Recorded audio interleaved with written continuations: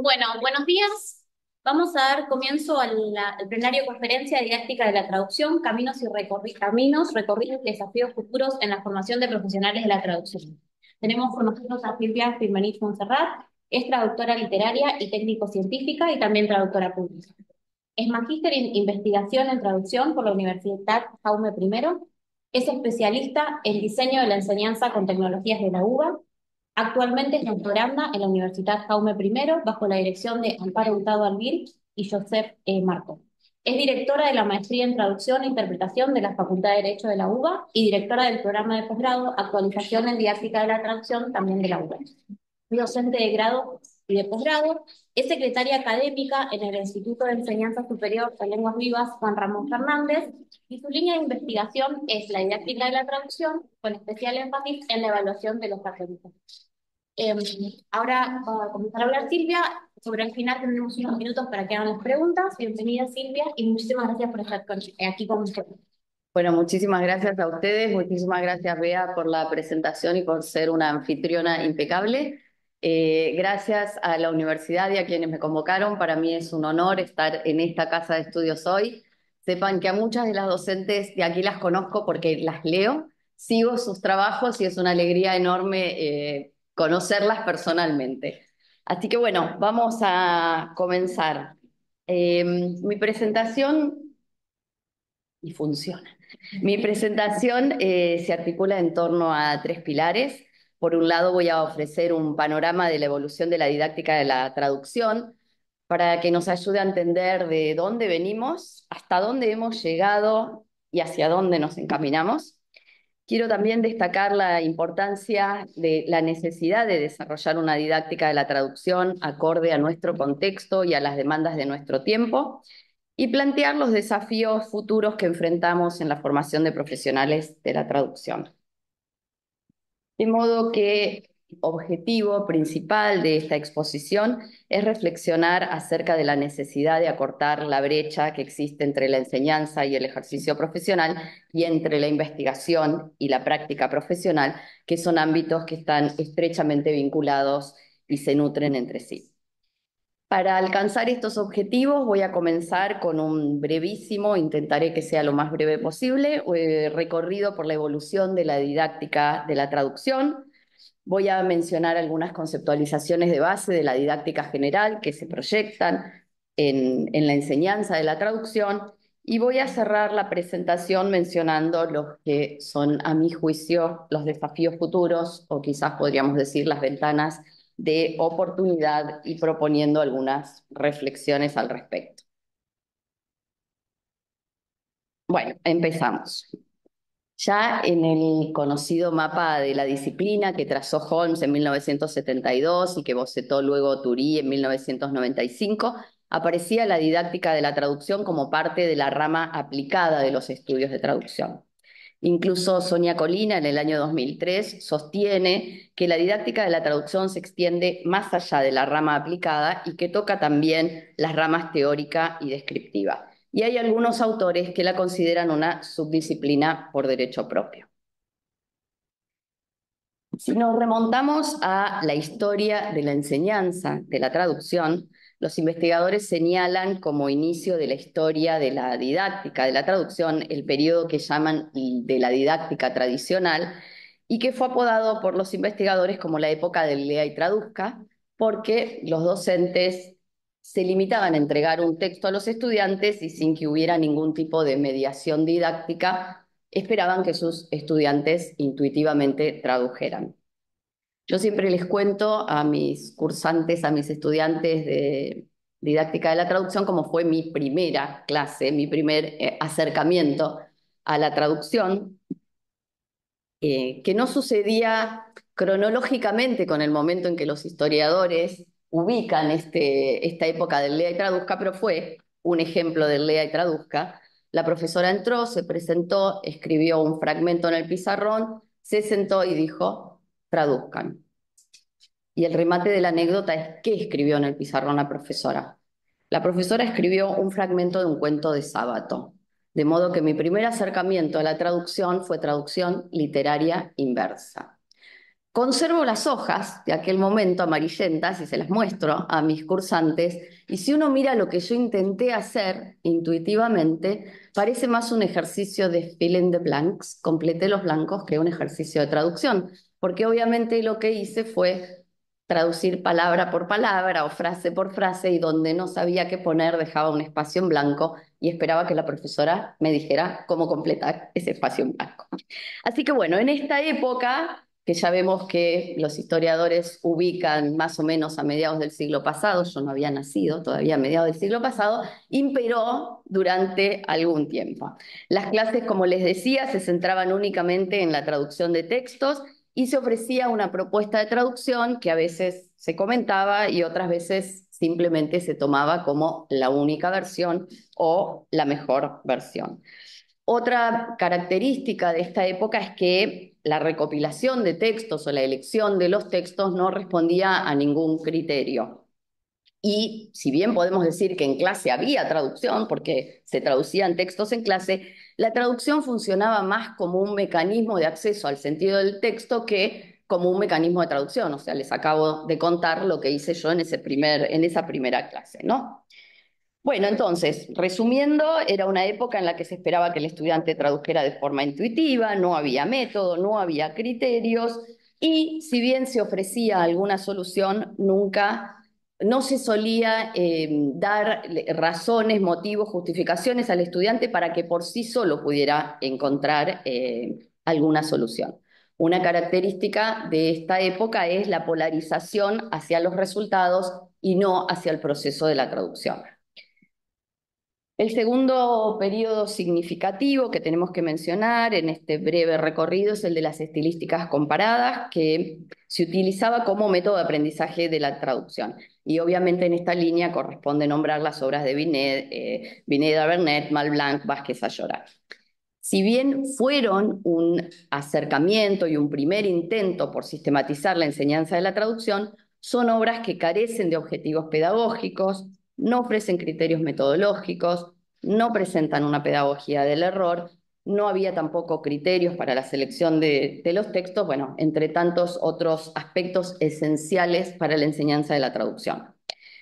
Podemos decir que estas propuestas tienen cierto interés para la traducción, y yo siempre digo que no podemos soslayar el valor histórico de estas contribuciones, pero no son suficientes para convertirse en una metodología de la enseñanza de la traducción, porque los objetivos quedaban limitados a cuestiones de diferencias entre dos lenguas, y además se utilizaban ejemplos totalmente descontextualizados. Ya entrando en la década de 1980 y 1990, la traductología da un salto hacia otras propuestas que, si bien siguen siendo de carácter contrastivo, ya se sitúan en una óptica textual y avanzamos hacia la textología comparada. Y entre sus grandes representantes podríamos nombrar la obra de Hartman y Baker. De todos modos, siguen siendo obras que no proporcionan un armazón metodológico que nos permita articular la enseñanza. El vacío pedagógico que imperaba en este momento en la didáctica de la traducción dio pie a que muchos teóricos de la traducción pensaran que la solución era incorporar los resultados de investigaciones teóricas, los resultados de investigaciones en torno a la traductología y a la lingüística en sus clases de traducción. Entonces estoy por acá, nos encontramos en la época que podríamos llamar la época de los manuales de traducción, y podemos citar la obra de Larson o de Newmark como representantes de esta época. En estas obras podemos encontrar, según cada autor, una propuesta de análisis textual, descripción de las fases de trabajo, aplicación de procedimientos de traducción, todos aspectos que pueden ser interesantes y quizás útiles, pero que por sí solos no constituyen o son insuficientes para estructurar la enseñanza, no son una metodología de la enseñanza de la traducción, siguen dependiendo fuertemente de un modelo lingüístico y siguen dejando al margen cuestiones que tienen que ver con la progresión de la enseñanza, la evaluación de los aprendizajes, el desarrollo de las competencias, etcétera, ¿no? Más bien son libros sobre aspectos teóricos de la traducción que sobre su enseñanza.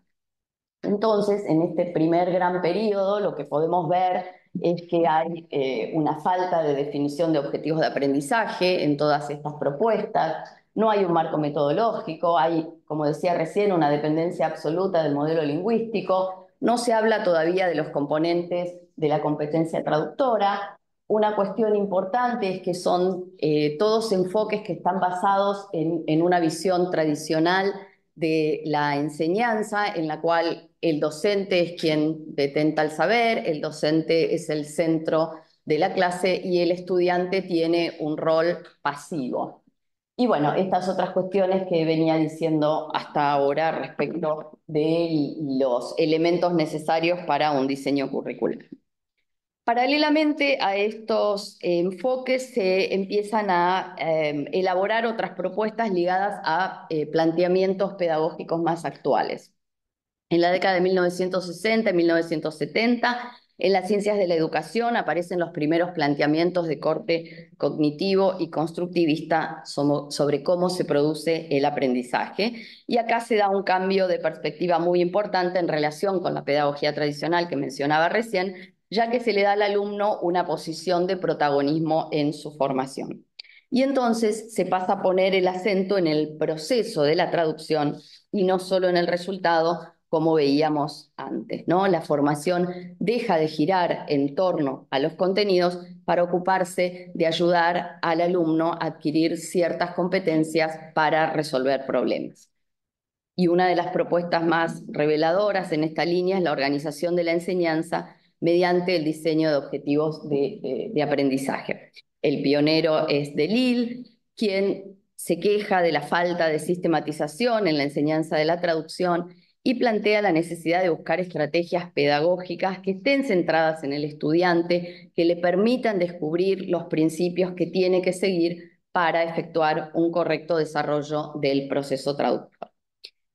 En sus propuestas de 1980 y 1993, Delille se plantea objetivos de aprendizaje y actividades didácticas para alcanzar cada objetivo. Perdón. Ah, no, sí, estoy bien. El diseño por objetivos de aprendizaje planteado por Delille implica un paso muy importante para la didáctica de la traducción, porque él busca organizar de modo sistemático los contenidos y la progresión de la enseñanza. Si bien la propuesta de Delille se basa en la teoría del sentido, la gran contribución de Delille no tiene que ver con el fundamento teórico de su propuesta, sino con poner el acento en la necesidad de aplicar principios didácticos básicos en la enseñanza, ¿no? Y uno de los cuales es establecer objetivos definidos y alcanzables. En su primera contribución del año 1980, Delille se plantea 12 preguntas sobre temas fundamentales para la enseñanza de la traducción. Delille se plantea preguntas en torno a las limitaciones que implica centrarse solo en el resultado de la traducción y reducir la enseñanza a la sanción de los errores cometidos. Delille se plantea preguntas en torno a la falta de sistematización de la enseñanza de la traducción. Se plantea la necesidad de buscar una metodología activa con estrategias pedagógicas que cambien el rol del profesor y del estudiante. Se plantea la necesidad de saber cuáles son las aptitudes requeridas más allá de las lingüísticas para poder traducir. Se plantea qué características deberían tener los textos y cómo establecer la progresión y qué textos utilizar en cada nivel de la formación. Y se plantea preguntas en torno a los criterios de evaluación. 44 años después, todavía muchas de las preguntas que se planteó Delille siguen sin respuesta. También por esta época se produce un cambio decisivo en el rumbo de la enseñanza de la traducción cuando Christiane Nord introduce el enfoque funcionalista en la didáctica de la traducción. La traducción ahora es considerada un acto de comunicación intercultural y en cuanto a la metodología, la enseñanza se basa en la realización de encargos de traducción simulados. Nord propone un modelo para la enseñanza de la traducción que parte de un análisis textual y se basa en la premisa de que la capacitación tiene que simular la práctica profesional, es decir, que nunca se debe traducir sin un encargo profesional de traducción. a diferencia quizás de la propuesta de Lille, que incluía ejercicios y actividades enmarcados en el contexto del aula. En su trabajo, Nord incluye consideraciones y sugerencias sobre el diseño curricular, sobre la selección del material, sobre la selección de los textos, sobre la progresión de la enseñanza, sobre las actividades de clase. Y en un apartado, aunque a mi juicio un poco escueto, también incluye consideraciones sobre la evaluación. Su enfoque nos muestra un claro giro hacia la enseñanza-aprendizaje centrada en el alumno y la inclusión de la práctica profesional en el aula. Y también es importante señalar que NOR plantea la adquisición gradual de la competencia traductora y la necesidad de mediación docente, particularmente en los primeros niveles, para asegurarnos de que las tareas no solo sean reales, sino alcanzables y por lo tanto no desmotiven al estudiante. Seguimos avanzando en la evolución de la didáctica de la traducción y corresponde nombrar a Hurtado Albir, quien introduce en 1996 el enfoque por tareas en la enseñanza de la traducción, tomando como inspiración los cambios metodológicos que se produjeron en la enseñanza de las lenguas extranjeras y del español como lengua extranjera y apoyándose fundamentalmente en los trabajos de Newnan y Sanon. Con el enfoque por tareas, Hurtado logra combinar todos los componentes del diseño curricular, los objetivos, la metodología, los materiales, las actividades que configuran cada tarea. También plantea un cambio en el rol del estudiante y del profesor. El estudiante pasa a tener un papel activo y el profesor a ser un guía. Y a la vez, y no menos importante, el enfoque por tareas entiende que para el aprendizaje es más importante el proceso que el producto. Y en esta línea me gusta siempre citar la obra de González Davis, que presenta una propuesta basada en el enfoque interactivo por tareas en las que se integran los principios de las pedagogías humanistas, socioconstructivista, comunicativa y cooperativa. Y también tenemos que nombrar la obra de Don Kitterly, que plantea un enfoque socioconstructivista para la realización de proyectos de traducción colaborativos. Llega el nuevo milenio y en Europa se empieza a aplicar la formación por competencias a la formación de traductores, ¿no? Los fundamentos de la formación por competencias se encuentran en las teorías del aprendizaje constructivista. La formación por competencias pasa a ser entonces el hilo conductor del diseño curricular y nos propone un modelo integrado de enseñanza, aprendizaje y evaluación. Y en esta línea los trabajos de 2007 y 2015, y solamente mencioné 2015, de Hurtado Albir, son un referente.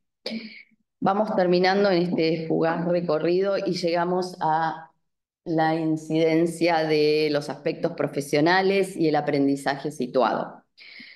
En esencia, estas propuestas son funcionalistas, pero difieren de la propuesta de Nord en que los autores plantean que no se debe trabajar con situaciones simuladas, no se debe trabajar con encargos didácticos, sino con un proyecto auténtico de traducción en el aula.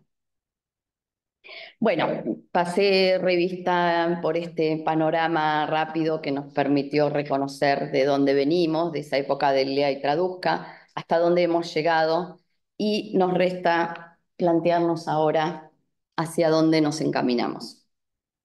Por supuesto, y como se imaginarán, entran en escena las tecnologías y la inteligencia artificial.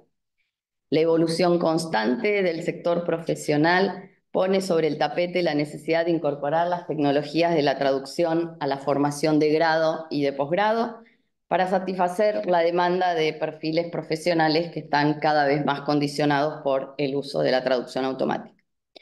El modelo didáctico clásico, que se centraba en el libro de textos y que no integraba la realidad en el aula, como vimos, fue superado por las prácticas de enseñanza situada. Para hacer frente a los desafíos curriculares que presentan no solo los nuevos paradigmas educativos, sino también los nuevos perfiles profesionales y la industria de la traducción, tendríamos que plantearnos no solo cuáles son los contenidos que deberíamos incluir en la formación, sino cómo incluirlos y particularmente considerar qué competencias vamos a tener que desarrollar en nuestros estudiantes.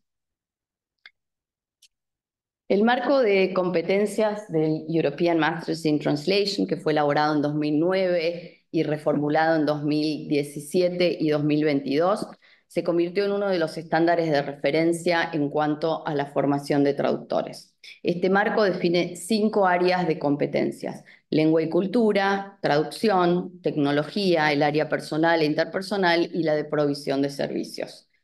En su última actualización del año 2022, establece como requisito para la adquisición de la competencia traductora que el estudiante debe tener conocimiento de traducción automática, debe saber implementarla y ser capaz de poseditar el resultado de la traducción automática. Aunque en los últimos años la formación en traducción tiende a la integración de las competencias tecnológicas, los planes de estudio no siempre abandonan el foco en la adquisición de las competencias lingüísticas y culturales. Y tenemos que también tener en cuenta que aunque se tenga la intención de incluirlas, el tiempo y el proceso que lleva elaborar un plan de estudios o modificar un plan de estudios nunca va de la mano del vertiginoso avance de las tecnologías. Entonces, las competencias profesionales e instrumentales suelen quedar relegadas en la formación de los futuros traductores o por lo menos no quedan plasmadas explícitamente en los planes de estudio. En los círculos de investigadores en traductología ya no cabe duda de que la traducción automática y la posedición tienen que incorporarse en la formación. Lo que sí está en tela de juicio es cómo y cuándo. ¿En el nivel de grado o lo dejamos para posgrado? Y si lo incluimos en el nivel de grado, ¿desde el inicio de la formación o primero hay que saber traducir para poder poseditar? Todas estas posturas tienen defensores y detractores. Por suerte tenemos no pocos trabajos de colegas argentinos publicados respecto de la integración de tecnologías en la formación de grado en nuestro país, aunque es cierto que en la mayoría de las publicaciones se hace referencia a la incorporación de las tecnologías, las herramientas de asistencia a la traducción, y lo que hoy nos interpela es la traducción automática y la inteligencia artificial. Pero ya empiezan a aparecer investigaciones y en estas mismas jornadas vi en el programa que hay varias ponencias al respecto. Así que yo, más que discutir si tenemos que incluir o no la traducción automática, la posedición y la inteligencia artificial, o qué contenidos incluir o cuándo incluirlos, quisiera poner sobre la mesa ciertos aspectos pedagógico-didácticos que creo que son esenciales en este escenario de cambio constante y límites difusos.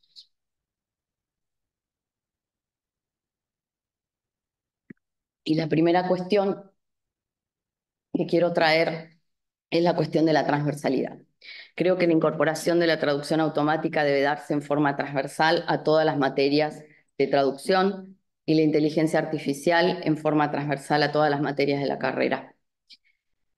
A la hora de incorporar la traducción automática, se nos plantea esta disyuntiva de aplicar una integración transversal de las tecnologías o incorporarla del modo tradicional en asignaturas creadas ex professo, como sucedió con el resto de las tecnologías que aparecieron como materias independientes, pero luego no se retoma su uso en las materias de traducción.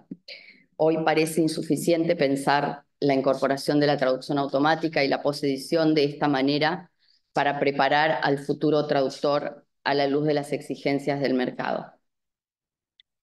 Y si tenemos todavía dudas en cuanto a la incorporación de la traducción automática en las clases, ¿no es mejor que los estudiantes empiecen su experiencia en un entorno controlado en el que se transmiten las buenas prácticas, se fomenta la integridad académica, en el que se discuten los riesgos de confidencialidad que implica el uso de estas herramientas, en el que se transmite un uso ético y riguroso de las herramientas tecnológicas a que lo hagan por su cuenta, porque ya las tienen al alcance de la mano, aunque nosotros no las incorporemos en el aula?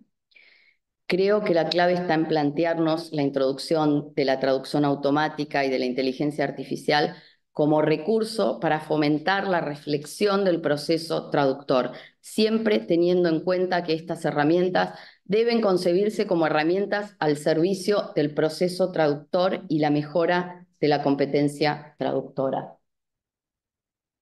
Porque en definitiva el objetivo final tendría que ser desarrollar en el alumnado una visión crítica respecto de la tecnología y los diferentes aspectos, riesgos y sesgos que implica su uso. La siguiente cuestión que quiero poner sobre la mesa es la cuestión de la creatividad. Creo que tenemos que poner en nuestras clases el foco en el aspecto creativo de la traducción, en esa capacidad del traductor de resolver de manera innovadora y estratégica los diferentes problemas de traducción.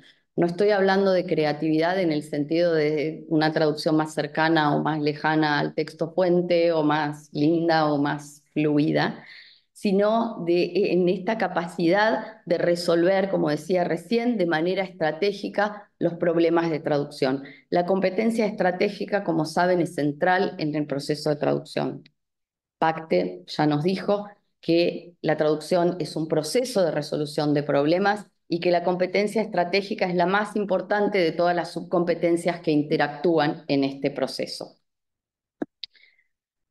Desde que apareció ChatGPT y nos demostró que tiene muy buenas capacidades de traducción, yo planteo que es necesario definir ese intersticio del proceso de traducción que sabemos que ChatGPT todavía no domina y que nos permite decir que todavía queda un largo tiempo y esperemos que sí que sea largo hasta que pueda reemplazarnos.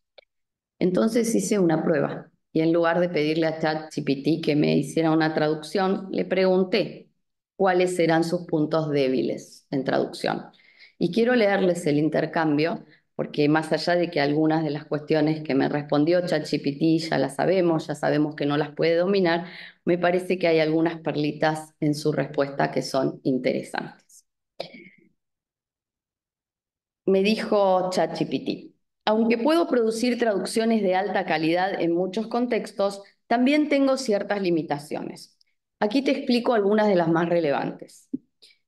Si bien manejo bien los matices culturales y lingüísticos generales, puedo tener dificultades para captar algunos detalles sutiles o referencias altamente específicas de una cultura, tiempo o lugar que pueden ser esenciales para una traducción completamente precisa. Esto incluye juegos de palabras, humor muy localizado o términos muy específicos de una subcultura.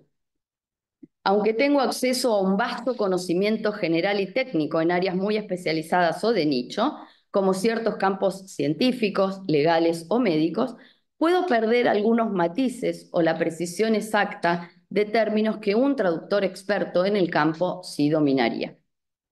Mi conocimiento se basa en los datos con los que fui entrenado, es varón, ChatGPT, y mi capacidad para generar contenido en tiempo real, pero no tengo acceso a bases de datos en línea ni materiales recientes o específicos que podrían ser útiles para una traducción extremadamente precisa y contextualizada.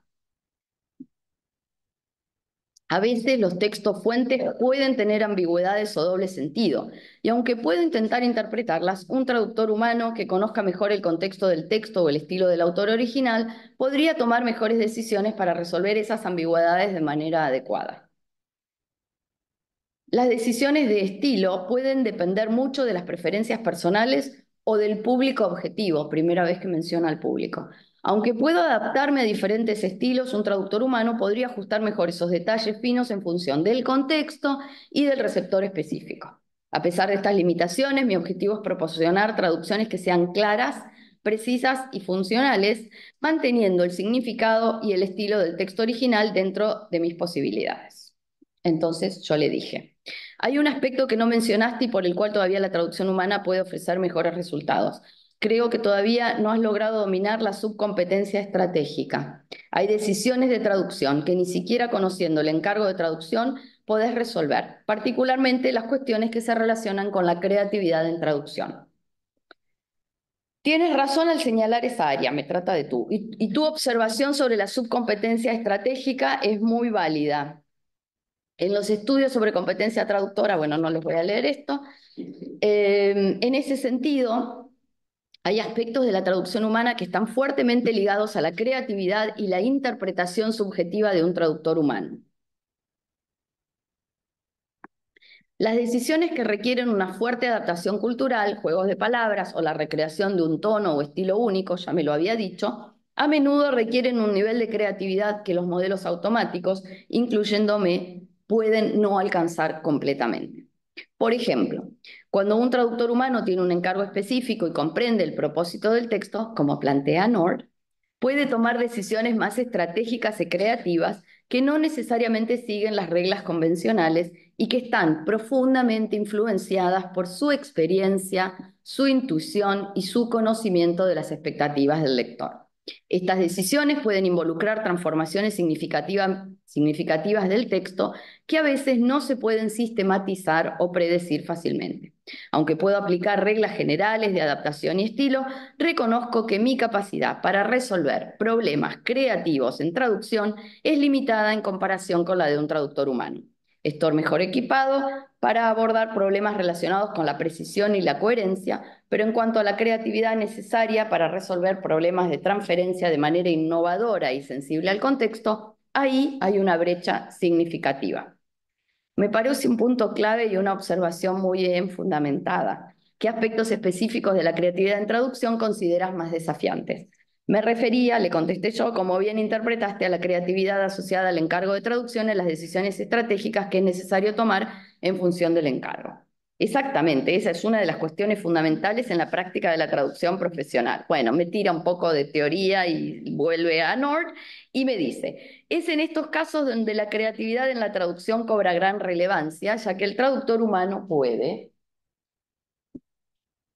modificar el estilo o tono del texto fuente para ajustarse mejor al público objetivo, como por ejemplo hacer un texto más formal, más accesible o más convincente según el encargo.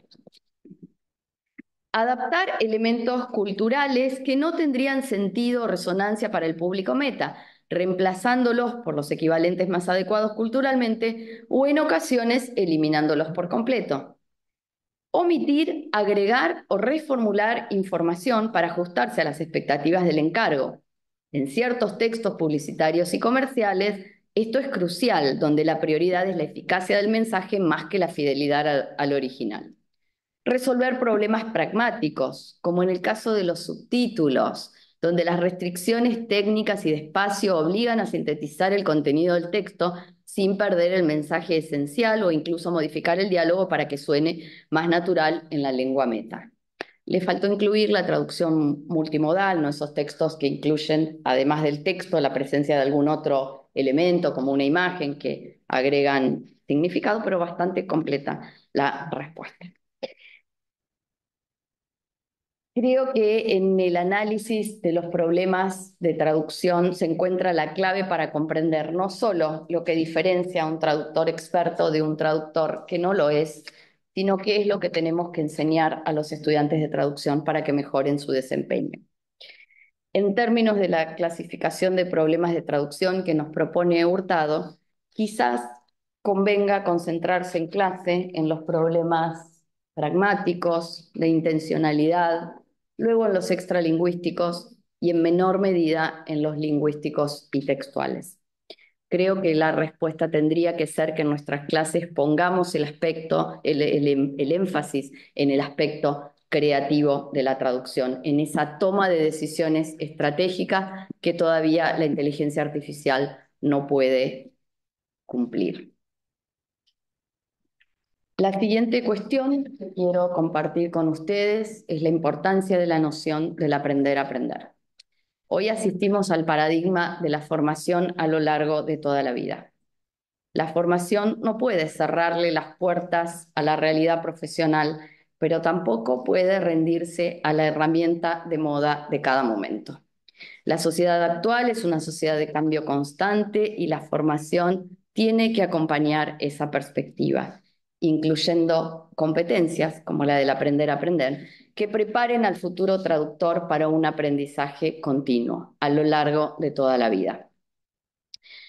Es fundamental fomentar las competencias de aprender a aprender en nuestros estudiantes, fomentar esa macrocompetencia que supone adquirir capacidades que le permiten al estudiante conocer y regular sus propios procesos de aprendizaje. Y en este sentido, la primera pregunta que deberíamos hacernos es cómo creemos que nuestros estudiantes están aprendiendo, cómo creemos que aprenden mejor. Pedagógicamente hay algunas cuestiones que conviene destacar, porque el aprendizaje es mejor cuando el alumno es protagonista de su proceso de aprendizaje. El aprendizaje es mejor cuando el alumno desarrolla habilidades metacognitivas, cuando es consciente de cómo piensa, cuando es consciente de cómo aprende, cuando es consciente de sus fortalezas y de sus debilidades. El aprendizaje es mejor cuando el alumno se siente reconocido y valorado. Y esto suelo decir en mis clases de didáctica de la traducción, creo que es una enorme deuda que tenemos los traductores docentes con nuestros estudiantes, porque estamos muy acostumbrados a marcar el error y raras veces a celebrar los aciertos. El aprendizaje es mejor cuando se establece un vínculo entre docentes y cuando se establece un vínculo entre pares. Y esta es otra deuda que tenemos los docentes de traducción, que no solemos ofrecer trabajos en equipo, trabajos en pareja, tareas colaborativas, para que los estudiantes estrechen lazos entre sí y vayan formando vínculos. El aprendizaje es mejor cuando se tiene en claro qué se espera que uno aprenda. En la base del aprendizaje que tenga sentido para el estudiante está la idea de explicitar y compartir con los estudiantes lo que nos proponemos que aprendan. No estamos acostumbrados a compartir los objetivos de las tareas con nuestros estudiantes. Entregamos una tarea con instrucciones más o menos detalladas, pero no les explicamos el objetivo, no les explicamos por qué elegimos ese texto, por qué les pedimos que lean esa bibliografía, qué esperamos que aprendan de esa bibliografía. Uno de los pilares fundamentales para mejorar el aprendizaje y que estimula la competencia del aprender a aprender es la retroalimentación formativa. Retroalimentar consiste en darle al estudiante de forma sostenida información clara sobre cómo progresa su aprendizaje, justamente para ayudarlo a mejorar el desempeño mediante la metacognición. Retroalimentar no es ofrecer la solución, sino problematizar la cuestión para incentivar la reflexión. Venimos de un modelo de retroalimentación en el que el docente le dice al alumno si el trabajo está bien o está mal, y lo que necesitamos es pasar a un modelo de retroalimentación formativa, que es un modelo dialógico que nos permite establecer un circuito de retroalimentación con el estudiante, donde yo le digo algo acerca de su producción para que el estudiante pueda hacer algo con esa información que recibe. La retroalimentación formativa implica una suerte de diálogo con el estudiante, de ofrecerle preguntas y no respuestas y no las soluciones.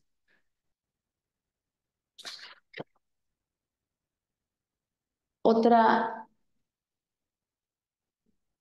estrategia que contribuye a la noción de aprender a aprender es la autoevaluación.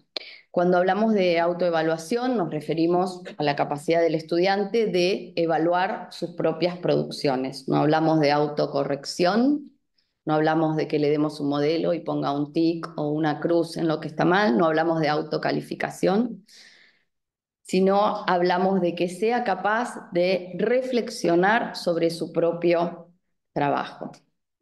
La autoevaluación, bien entendida, fomenta la capacidad de pensamiento crítico, fomenta la autonomía, refuerza el compromiso del estudiante con su propio proceso de aprendizaje, fomenta la motivación y muy especialmente, y por eso lo traigo a colación en este momento, les brinda estrategias profesionales y estrategias que contribuyen al aprendizaje autónomo, al aprendizaje para toda la vida, porque en la base de la autoevaluación está la metacognición.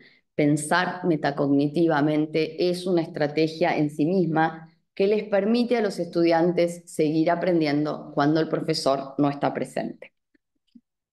Y de la mano de la autoevaluación tenemos que nombrar la evaluación entre pares. La evaluación entre pares debería formar parte de los objetivos de nuestras materias y es necesario enseñarles a los estudiantes a opinar lo más objetivamente posible sobre los trabajos de sus compañeros. La evaluación entre pares le permite al estudiante internalizar las características de un buen trabajo, porque para poder evaluar a un compañero, primero tiene que pensar qué criterios de evaluación va a aplicar.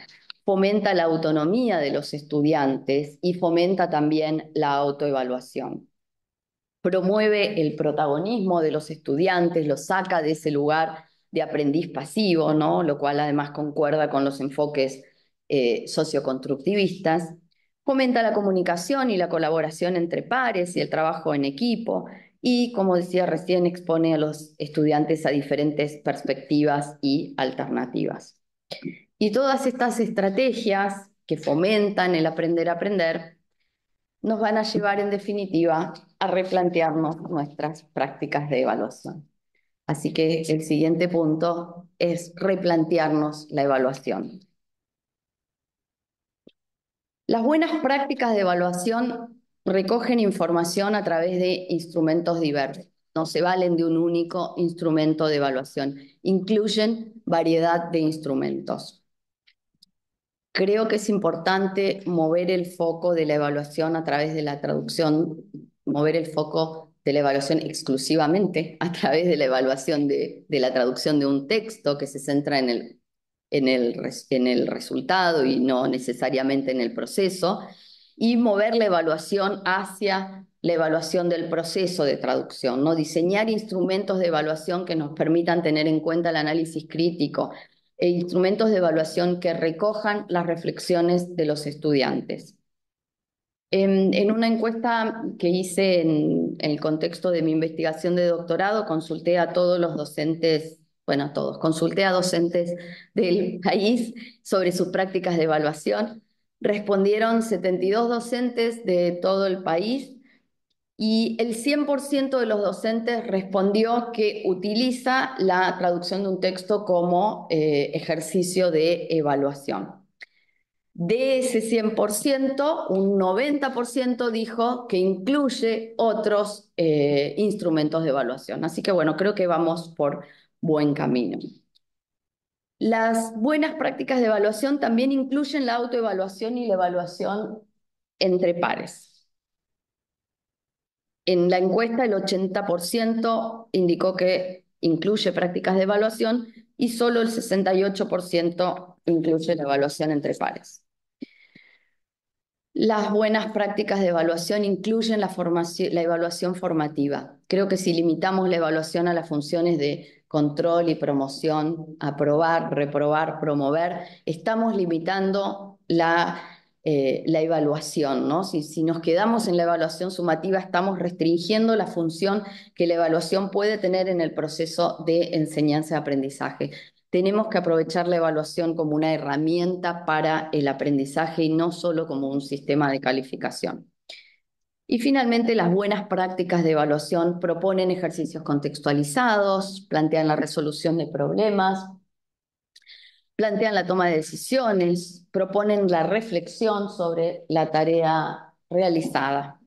Y en este sentido, sí quiero comentar con ustedes que, por ejemplo, en torno a esta cuestión de proponer ejercicios que nos permitan recoger la reflexión de los estudiantes, yo había hecho un listado de posibles instrumentos de evaluación y respecto de la traducción comentada, que es un ejercicio que recoge los comentarios y la reflexión de los estudiantes, solo el 50% de los docentes manifestó que lo utiliza como ejercicio de evaluación. Y en línea con la cuestión de proponer ejercicios contextualizados, un 35% de los docentes manifestó no incluir el encargo de traducción en sus exámenes de traducción. También llamativamente, o por lo menos para mí llamativamente, del 65% que sí incluye el encargo, solo el 42% lo considera un criterio de evaluación. O sea, se incluye para contextualizar la tarea, pero no se considera un criterio de evaluación. Los criterios de evaluación giran en torno a las cuestiones lingüísticas y textuales. Creo que es algo que también tendríamos que pensar en función de la respuesta que me dio ChatGPT. Bueno, y voy terminando, y el último punto que quiero poner es la cuestión de incorporar no solo las herramientas tecnológicas al servicio de la traducción, sino también incluir las tecnologías de la enseñanza y el aprendizaje. La propuesta es incorporar las tecnologías digitales con sentido pedagógico y como medio para la construcción del conocimiento y la promoción de las habilidades estratégicas del siglo XXI, siempre poniendo la necesidad pedagógica por delante de la herramienta que vamos a incorporar. Y en este sentido me haré eco de las palabras de Lugo y Kelly, que sostienen que la integración de las tecnologías educativas puede transformarse en una ventana de oportunidad que nos permita superar el paradigma pedagógico tradicional y nos encamine hacia nuevas maneras de enseñar y aprender.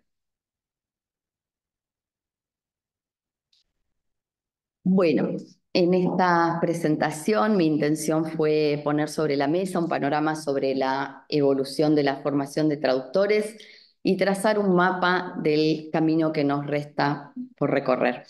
Quise poner de relieve el impacto que la nueva realidad del sector profesional tiene en la formación de traductores y la necesidad de que nos planteemos qué competencias pedagógico-didácticas deberíamos privilegiar en nuestras prácticas de enseñanza para que los futuros traductores puedan ajustarse a un perfil profesional que todavía está en ciernes. Pasé de revista a los desafíos curriculares que enfrenta actualmente la formación de traductores. Quizás podríamos decir que estos desafíos son en realidad ventanas de oportunidad que se nos abren, ¿no? Desafíos que vienen determinados en primera instancia por los cambios que se produjeron en la formación, en la profesión de traductores, ¿no? Cómo cambió la profesión radicalmente en estos últimos 30 años, no solo por el advenimiento de la tecnología, sino porque surgieron tantas variedades y disciplinas de la traducción que antes no se tenían en cuenta o se consideraban subsidiarias de la traducción, ¿no? Como, no sé, por ejemplo, la traducción audiovisual que ha pasado a ocupar un espacio propio. Desafíos que vienen determinados también por los avances que se producen en la traductología, por el progreso académico y teórico de la disciplina y, como venía diciendo, también desafíos que nos plantean los nuevos modelos pedagógicos que aparecieron en las últimas décadas. Voy a cerrar mi presentación con una cita de un gran pedagogo. Dice Freire, que no hay enseñanza sin investigación, ni investigación sin enseñanza. Esos quehaceres se encuentran cada uno en el cuerpo del otro. Mientras enseño, continúo buscando, indagando. Enseño porque busco, porque indagué, porque indago y me indago. Investigo para comprobar, comprobando intervengo, interviniendo educo y me educo. Investigo para conocer lo que aún no conozco y comunicar o anunciar la novedad. Y con esto termino. Muchas gracias.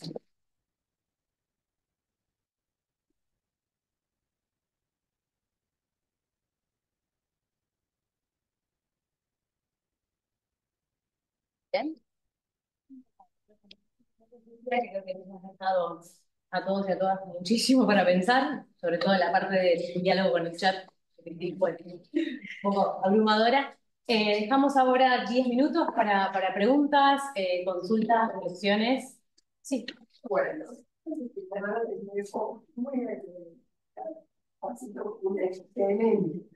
Muchas gracias. Pero te pregunto, todas tus propuestas podrían llevarse a cabo en el contexto universitario, por ejemplo, en tu trabajo, pensando en un grupo de tienen alumnos a cargo de un titulado o de un adjunto, y en mejor de los PP, es decir, son personas.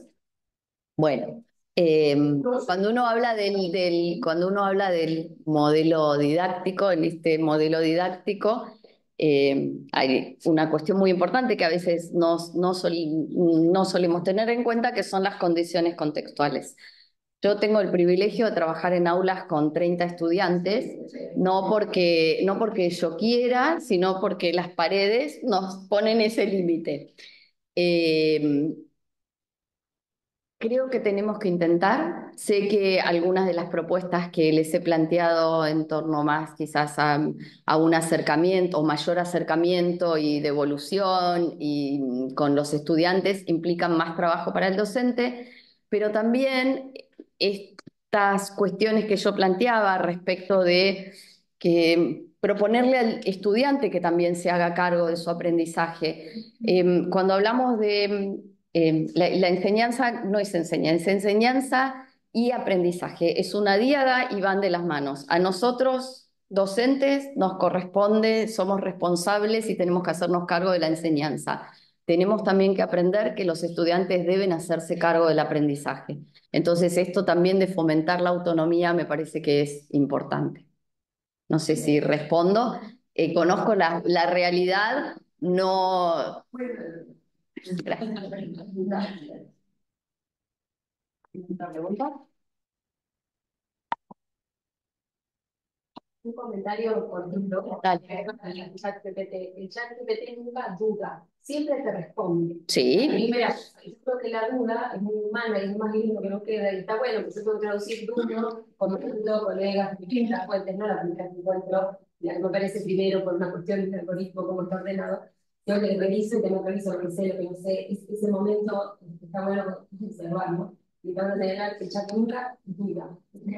Yo creo que ChatGPT es un curador de contenidos, ¿no? O sea, si ustedes vieron, yo por eso puse algunas como resumen de cada una de los aspectos que nombraba y digo, hasta me plantea una unidad didáctica. Con esto que me está diciendo ya me dijo por dónde tiene que girar una unidad didáctica o varias unidades didácticas, ¿no? Entonces, creo que, como bien vos decís, aparte, bueno, también se dieron cuenta de que todo me contestaba afirmativamente y yo tenía razón en todo y yo sabía y era muy bien fundamentada mi respuesta, mi pregunta.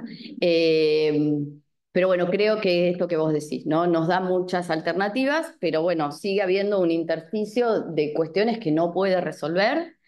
Y yo lo que quiero plantear modestamente es que me parece que tenemos que girar la enseñanza de la traducción para trabajar esas cuestiones y alejarnos un poco más de, como les decía antes, y como bueno, puedo fundamentar mi respuesta en las respuestas que tuve a la encuesta.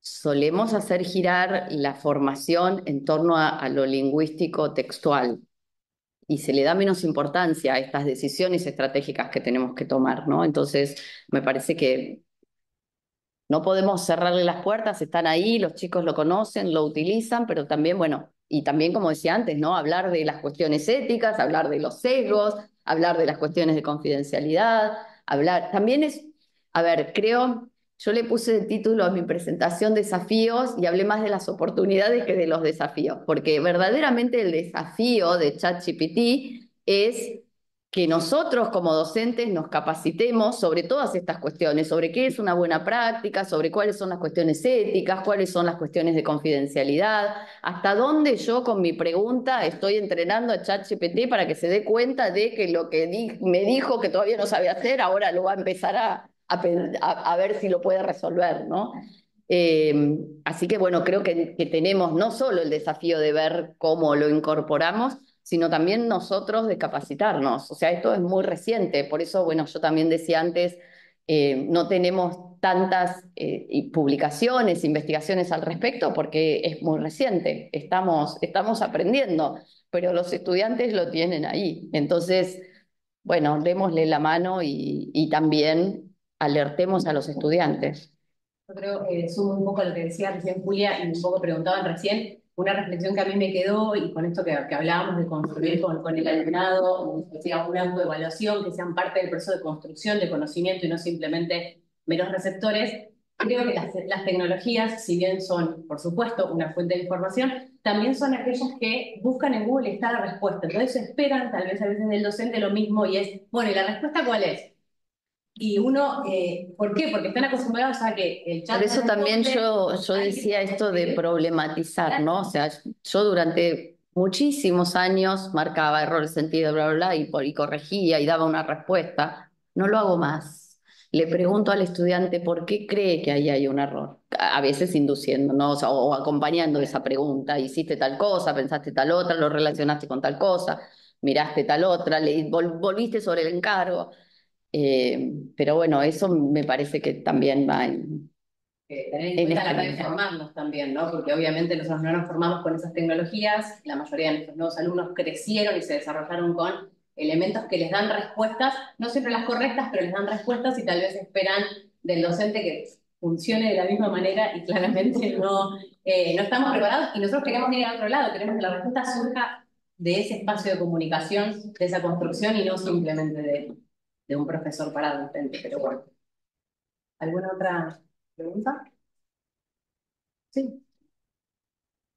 Espera el micrófono. ¿Querés? Creo que me oyen, ¿no? Sí, sí. Ya, bueno, te agradezco muchísimo. Gracias, Ana. La posición. Yo lo que agrego, y lo digo porque nombraste a Relir y nombraste a Gustavo Relir, dos grandes de la traducción, de la didáctica de la traducción, que se formaron en la Escuela de París del Sentido, con nada más ni nada menos que Mariano Lederer y Danica Sefcovic, que para el campo francés son fundamentales, porque como traductoras, como docentes de traducción, nos abrieron muchísimos los ojos para entender el proceso, entender un montón de cuestiones hace 40 años. Quiero nombrar en homenaje también, porque hace 40 años se publicó el famoso libro Interpretar para traducir, que sienta las bases de la diferencia entre la transcodificación y la traducción, que hoy justamente se problematizan con la inteligencia artificial. Yo siempre digo cuando voy a dar mis clases, los humanólogos, los traductores, hoy en día hacen la transcodificación de la que hablaba Sefcovic y lo de hace 40 años. Nada más que eso. No olvidemos esos nombres porque son fundamentales también. Y tenemos la ventaja de que nuestra amiga Beatriz Rodríguez, nuestra difunta amiga, lamentablemente Beatriz, tuvo el placer y el honor de traducir, interpretar para traducir al español, estaba en el francés, ¿cierto? Así que es nada más que eso que te agrego, porque me parece que al mencionar a la Lili y a Gustavo, que se formaron justamente en esa escuela, un homenaje más que nada para nosotros. Me parece perfecto. Gracias, Ana.